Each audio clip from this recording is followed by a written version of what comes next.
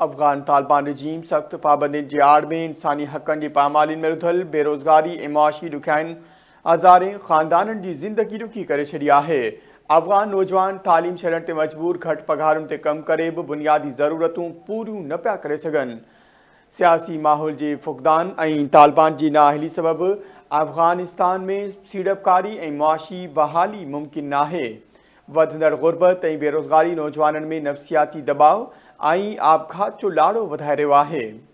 हिकु पिरबिया नाज़रीन शेयर कंदा हलूं ख़बर। अफ़गान तालिबान रजीम सख़्त पाबंदियुनि जी आड़ में इंसानी हक़नि जी पामालियुनि में रुधल बेरोज़गारी ऐं मुआशी ॾुखियाईनि हज़ारे ख़ानदाननि जी ज़िंदगी ॾुखी करे छॾी आहे।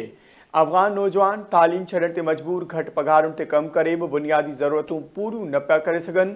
सियासी माहौल जे फुक़दान में तालिबान जी नाअहली सबबि अफ़गानिस्तान में सीड़पकारी ऐं मुआशी बहाली मुमकिन नाहे। वधंदड़ गुर्बत ऐं बेरोज़गारी नौजवाननि में नफ़सियाती दबाव ऐं आबखात जो लाड़ो वधाए रहियो आहे।